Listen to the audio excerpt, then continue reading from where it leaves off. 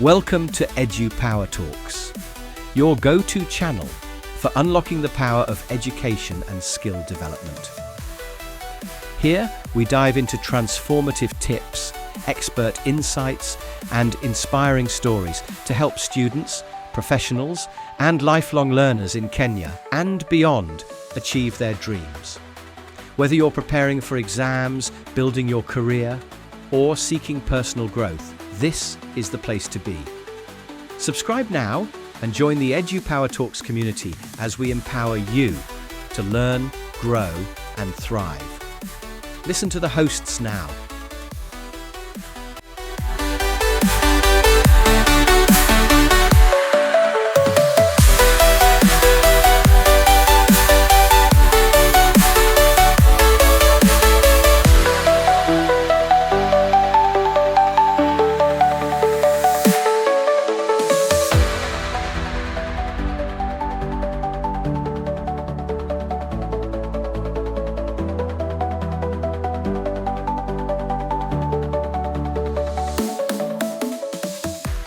Everyone, welcome back. Ready for another deep dive? Always. Awesome. Well, today we're looking at your notes on campus to career transition. Ooh, a good one.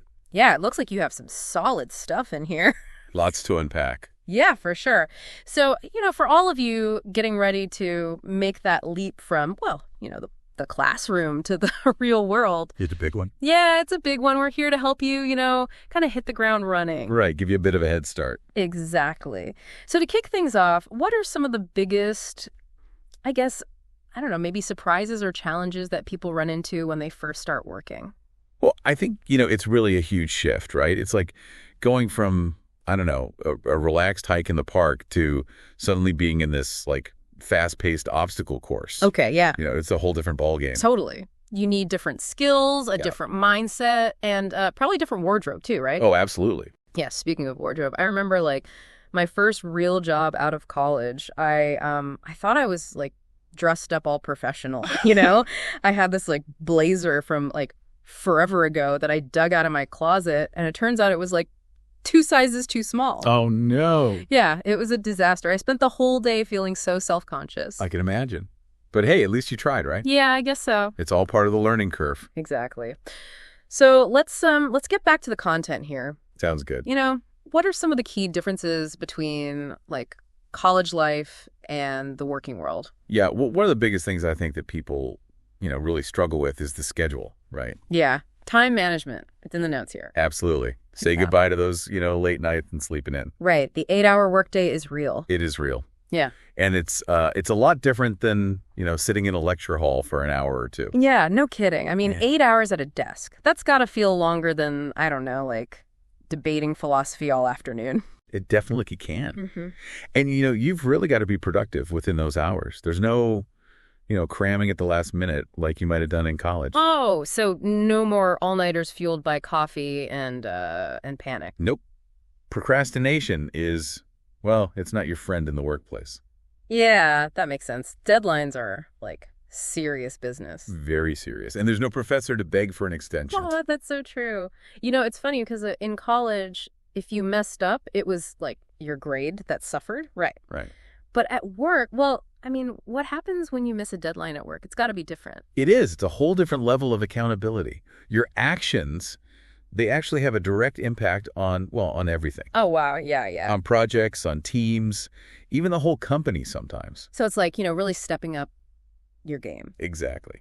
Okay, so we've got time management, we've got accountability, and then there's this whole thing about professional behavior, which I'll admit has always felt kind of vague to me. Yeah, it's a bit of a catch-all, isn't it? It is. Is it really just about swapping the hoodies for a suit? It's part of it, sure. Okay. But it's really so much more than just the clothes, although dressing appropriately for your workplace is definitely important. But think of it more like, you're representing the company now. Oh, okay, yeah. How you communicate, how you handle conflict, even your online presence. All of it kind of contributes to how people see you professionally. Okay, interesting. So every interaction, every email, it all matters. In a way, yes. No pressure, right? Well, it's not about being perfect all the time. Okay, good. It's more about just being mindful, Mindful. Okay. being aware of how your actions and your words might be perceived by others. Okay, that makes sense. Yeah. And actually, there's something interesting in your notes here. You mentioned this incident where a miscommunication, I guess it was, led to a bit of a conflict during a group project. Oh, yeah, that group project. Maybe we can unpack that a bit. Yeah. I mean, it was rough. Basically, we were all supposed to be working on different parts of this presentation, right? Okay. And we weren't clear on who was doing what, I guess. So we ended up with two people doing the same thing, and then another section was, like, totally missing. Oh, wow. A classic example of what can happen when communication breaks down. Yeah, it was not good. And honestly, that's something you'll definitely see in the workplace, too. So how do you, like, avoid those communication disasters, especially, I guess, in a professional setting? Well, I think first and foremost, being clear and concise is really key. Okay. Make sure you're specific about deadlines, about roles and expectations, the whole 9 yards. Yeah. And honestly, don't be afraid to ask clarifying questions. Oh, that's good advice. It's funny because this is making me realize how important those soft skills really are. Oh, they're crucial. Yeah. Seriously. Being a good communicator, like a superpower in the workplace. Oh, okay. And it's not just about speaking clearly either. Oh, right. It's about actively listening to what other people are saying. Yeah. And making sure you really understand their perspective. Got it. So communication is key. Yeah. Check. Now let's shift gears for a sec.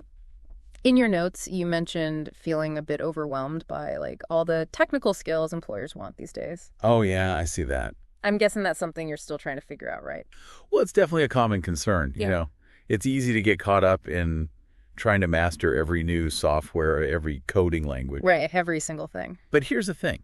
While technical skills are definitely important, they're not the be-all and end-all. Wait, seriously? Yeah. I thought having a mile-long list of tech skills on your resume was like the golden ticket. It's valuable, for Yeah. sure. Okay. But employers are looking for something more than just that. Something that can't be, easily taught or copied. Okay, what's that? Your soft skills. Uh-huh. Okay, soft skills. Tell me more. Well, think about it this way.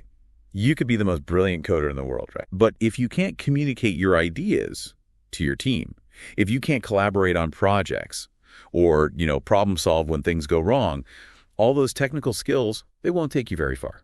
Wow, so soft skills are kind of like the glue that holds it all together. Exactly. They're the foundation for success in pretty much any role. Okay, I'm starting to see the light here. So what are some specific soft skills that employers really look for, and how can our listeners start developing them now?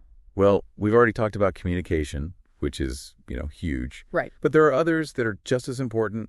Teamwork, for example. Oh, teamwork. That's something I have some experience with, good and bad. Oh. Yeah, remember that time in college when, Maybe we can save that story for another time. Mm-hmm. Teamwork is really essential in almost every workplace. Mm-hmm. Employers want to see that you can, collaborate effectively, share your ideas, and contribute to a common goal. Yeah, definitely. And that probably ties into another big soft skill, problem solving, right? Because, things don't always go perfectly, even with, the best teamwork. Exactly. And, in your notes, you mentioned a time when a project kind of hit a major roadblock and you had to think on your feet to come up with a solution. That's the sort of experience employers really want to hear about. Oh, yeah. That project was a trial by fire, for sure. We had to completely rethink our whole approach. And I actually ended up taking on this leadership role, which was totally outside my comfort zone at the time. And, that's fantastic because that's exactly what employers look for. Mm-hmm. The ability to adapt, to be resourceful, and to take initiative. Those are the qualities that, you just can't teach those in a classroom. So it's not just about having all the right answers. It's about being able to handle the unexpected and find solutions when things go wrong. Precisely. And that brings us to another really crucial soft skill, adaptability. The workplace is constantly evolving, right? So being able to learn new things quickly and, adjust to change, that's essential. Okay, so we've got communication, teamwork, problem solving, and adaptability. Any other superpowers we should add to our soft skills arsenal? Let's not forget professionalism. It's often overlooked, but incredibly important. Professionalism. That word keeps coming up. But what does it actually mean, practically speaking? Well, think of it this way. It's about presenting yourself in a way that reflects well on you and on the company. It's about being reliable, being punctual, and of course, being respectful. So basically, showing up on time, meeting your deadlines, and treating everyone with, courtesy sounds simple enough, but I'm guessing there's more to it than that, right? Right. It's about those little things. Like in your notes, you mentioned feeling a bit uncertain about the right level of formality and, workplace communication.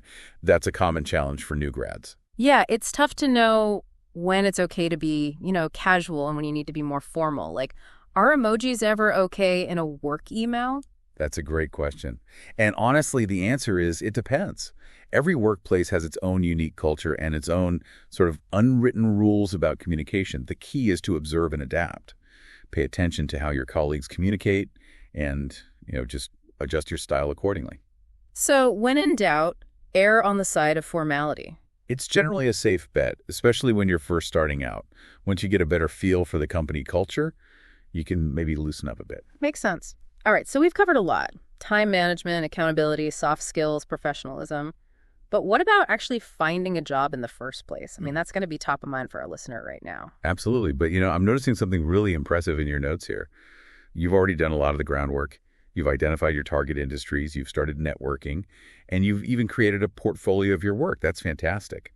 Well, I've been trying to be proactive. But I'll admit, the whole job search process is still a bit daunting. Any tips on how to really stand out from the crowd? One thing that often gets overlooked is tailoring your resume and cover letter to each specific job you apply for. Don't just send out a generic blast to everyone. Take the time to really highlight the skills and experiences that are most relevant to that particular role. So it's about showcasing your unique value proposition. Exactly. What makes you, the ideal candidate for this job? What skills and experiences can you bring to the table that maybe others can't? That's what you need to emphasize. Okay. Tailor your application, highlight your unique strengths. Yeah. Got it. What about the interview itself? Any advice on how to really ace that? Practice. Practice makes perfect. Prepare for those, common interview questions, research the company thoroughly, and you can even do a mock interview with a friend or a career counselor. Oh, mock interviews. Those were always nerve-wracking back in college, but they definitely helped. They are a really valuable tool. And speaking of confidence, that's another key ingredient for a successful interview. Believe in yourself, believe in your abilities, and let that enthusiasm shine through. Right. Nobody wants to hire someone who seems bored or disinterested. Exactly. And remember, an interview is a two-way street. It's a chance for you to learn about the company, learn about the role, and see if it's a good fit for you. So don't be afraid to ask questions. That's such a good point. It's not just about them grilling you. It's about you gathering information to make an informed decision. Okay, so we've talked about resumes, cover letters, interviews. What about networking? It seems important, but it always felt kind of mysterious to me. Networking is all about building relationships with people in your field. It's about connecting, sharing knowledge, and, learning from each other's experiences. But how do you actually do it? Is it all about those fancy industry events and handing out business cards? It can be as simple as reaching out to someone on LinkedIn, or joining an online forum related to your field, or even just striking up a conversation with someone at a coffee shop. The key is to be genuine and authentic. So it's not about schmoozing or trying to sell yourself. Not at all. It's about building real connections with people who share your interests and who can offer valuable insights and support. And remember, networking is a two-way street. Be willing to help others, share your own knowledge, offer your support. It's about building a community, not just climbing a ladder. Okay, so networking is crucial. Got it. What about after you land the job? What are some things our listener can do to set themselves up for success in those first few months? That's where your notes get really insightful. You've actually highlighted a major challenge that many new grads face, and that's adapting to workplace culture. Yeah, that's something I'm definitely a bit nervous about. I mean, every company has its own vibe, right? So how do you figure out the unwritten rules? How do you make sure you're not, accidentally committing some major faux pas? The best advice I can give is to observe and learn. Pay attention to how people interact, how decisions are made, what the general atmosphere is like. And don't hesitate to ask questions if you're unsure about something. Better to ask than to assume and end up, making a mistake. Exactly. And don't underestimate the power of building relationships with your colleagues.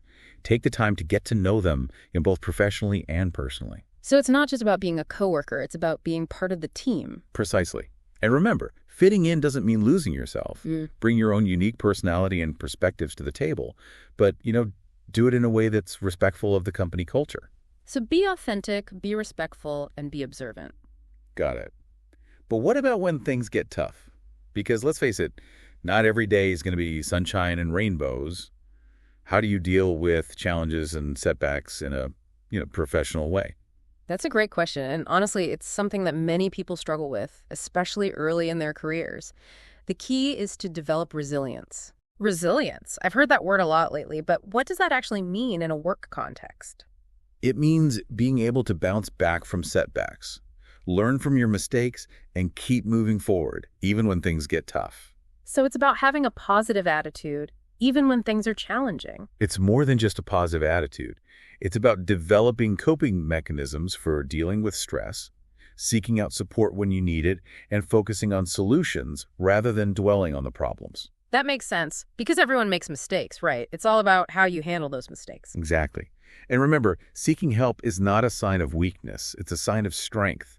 It shows that you're committed to growth and that you're not afraid to ask for guidance. So embrace the challenges, learn from your mistakes, and don't be afraid to ask for help. Got it. But what about the bigger picture? We've talked about those first few months on the job, but how do you keep growing and evolving throughout your entire career? That's where the idea of lifelong learning comes in. Lifelong learning, love that. But how do you actually put that into practice, especially in a professional setting? It starts with a mindset shift. Embrace the idea that learning is not something that ends when you graduate. It's an ongoing process. So be curious, be open to new experiences, and never stop learning new things. Exactly. Read industry publications, attend conferences, take online courses, connect with mentors. There are so many ways to stay ahead of the curve and keep your skills sharp. Right, because the job market's always changing and you got to change with it. Precisely. Uh-huh. And sometimes that evolution might even lead you down a whole new career path altogether. Ooh, that's an interesting thought. So it's not always about climbing the ladder in one specific field. It's about being open to new possibilities and, I guess, following your passions. Absolutely. The career path that you envision for yourself today might look totally different in 5 or 10 years. And that's okay. Embrace the journey. Be open to change and trust that you'll find your way. I'm really liking this message of adaptability and lifelong learning. But let's talk about something that I know is on a lot of new grads' minds. Money. How do you actually negotiate a salary that allows you to, pay rent and eat something besides ramen noodles? That's a really valid concern. And honestly, it's something that many people feel uncomfortable talking about. Yeah. But negotiating your salary is a crucial part of advocating for yourself and your worth. But how do you do it without feeling like greedy or pushy? The key is to approach it with confidence and professionalism. Do your research, know the market rate for your skills and experience, and be prepared to explain why you deserve the salary you're asking for. So it's not about being demanding. It's about knowing your value and presenting yourself as a valuable asset to the company. Exactly. And remember, it's a negotiation, not a confrontation. Be respectful, be willing to compromise, and focus on finding a solution that works for both parties. Okay, so confidence, research, and a willingness to compromise. Got it. What about when you feel like you're hitting a wall? What if you're not getting the job offers you were hoping for, or you feel stuck in a role that isn't fulfilling? It's important to remember that setbacks are a natural part of the journey. It's okay to feel discouraged, but don't let those feelings stop you. So what you do when you're feeling stuck? First, take a step back. Assess the situation. What's working, what isn't? What can you learn from your experiences? Turn those setbacks into opportunities for growth. Exactly. And don't be afraid to reach out for support. Talk to mentors, career counselors, even just friends and family. Sometimes talking through your challenges can help you gain clarity and perspective. Because sometimes you just need someone to listen and offer a fresh perspective. Absolutely. Yeah. And at the end of the day, remember that your career path is unique to you. There's no right or wrong way to do it. So embrace the journey, be true to yourself, and trust that you'll find your way. Beautifully said. It really does. It sounds like, the biggest takeaway here is that a career is a marathon, not a sprint, right? Yeah. There will be those hurdles and those detours, but as long as you just keep learning, keep growing, you'll get there. You will. And sometimes those detours, they lead to the most amazing discoveries. So true. Okay, well, we've covered a ton in this deep dive. We have. From the nitty-gritty of time management and professionalism to those all-important soft skills and, networking and just always learning. It's all connected. It is. But before we wrap up, there's one more thing I wanted to touch on, something that I know a lot of new grads, worry about. Okay. Imposter syndrome. Ah, yes. That feeling that you're not good enough. Yeah. That you're going to be found out as a fraud. Exactly. I remember feeling that way all the time when I first started out. Like everyone else just seemed so, I don't know, confident and competent, and I was just trying to keep up. It's incredibly common, especially for, high achievers. But here's the thing.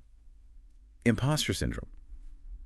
It doesn't mean that you're actually an imposter. Wait, really? Yeah, it just means you're human. So it's normal to feel like you don't belong, even if you've, earned your spot. Absolutely. Yeah. And in a way, a little bit of self-doubt, it can actually be a good thing. Oh, how so? It can keep you humble. It can push you to learn more and keep growing. Keeps you from getting complacent, So it's about finding that balance between confidence and humility. Exactly. And you know what? Everyone experiences imposter syndrome at some point. Oh, come on. Even the most successful people out there. Everyone has those moments of doubt. Okay, well, that's good to hear, I guess. So imposter syndrome is normal, maybe even a bit helpful. But what do you do when it's, actually holding you back? One of the most effective things you can do is to try and reframe your thinking. So instead of focusing on, what you see as your weaknesses or shortcomings, focus on your accomplishments. Celebrate your wins, both big and small. Oh, keep a brag file. Exactly. And don't be afraid to talk about your experiences with other people. Oh, okay. You might be surprised to learn how many of your colleagues are dealing with the same exact thing. Yeah, I bet. Sharing your vulnerabilities can actually, make you feel more connected. It does. Yeah. And at the end of the day, remember, your worth. It's not tied to your job title or how much money you make. You are valuable no matter what. That's a great point. Okay, well, we've talked about imposter syndrome and setbacks, and honestly, pretty much every aspect of this whole transition from campus to career. Anything else our listeners should keep in mind as they, start this exciting new chapter? I think the most important thing is to just remember that a career, it's a journey. It's not a destination. There will be ups, there will be downs, twists, turns. Not always a straight line. Exactly. So be patient, be persistent, and most importantly, enjoy the ride. Embrace the challenges, celebrate the wins, and never stop learning. I love that. Embrace the journey, stay curious, and never stop learning. Wise words to live by, honestly, both professionally and personally. Absolutely. Couldn't agree more. Well, I think we've covered just about everything in your notes. You've got this. You're ready to navigate this transition and really make your mark on the world. You are. And to all of you listening, thank you so much for joining us on the deep dive. We'll see you next time.